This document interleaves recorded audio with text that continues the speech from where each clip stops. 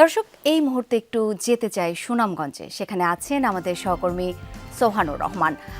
সোহান, আপনার কাছে একটু জানতে চাই নির্বাচনী পরিবেশ কেমন দেখছেন, সেখানে আইন শৃঙ্খলা বাহিনীর আপডেট কি, এবং সেই সঙ্গে জানতে চাই যে সমস্ত ভোটাররা রয়েছেন তাদের সঙ্গে নিশ্চয়ই কথা হয়েছে আপনার, তাদের বক্তব্য কি?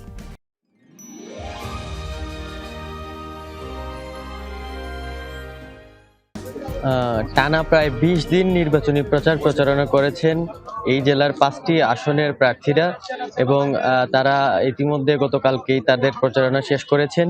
তাদের প্রচারণা শেষের মাধ্যমে ভোটের যে নীরবতা, সেই নীরবতা শুরু হয়েছে, যেটি আগামীকাল ভোট গ্রহণের মাধ্যমে শেষ হবে।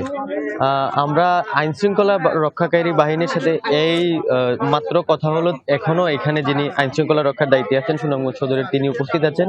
সুনামগঞ্জ সদরের সহকারী রিটার্নিং কর্মকর্তা তিনিও উপস্থিত আছেন। তারা আমাদেরকে যতটুকু জানিয়েছেন, আইন শৃঙ্খলার ব্যাপারে তারা সর্বোচ্চ নিরাপত্তা ব্যবস্থা নিয়েছেন।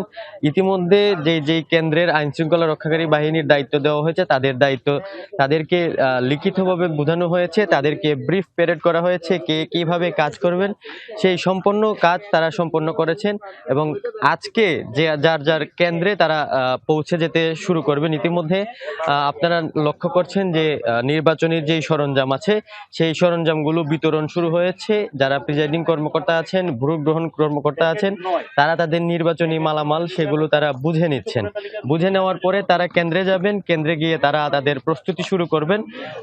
ভোটের যে প্রস্তুতি, ভোটারের যে প্রস্তুতি, প্রার্থীদের যে প্রস্তুতি, আইন শৃঙ্খলা রক্ষাকারীর যে প্রস্তুতি, সবগুলো প্রস্তুতি ইতিমধ্যে সম্পন্ন হয়েছে।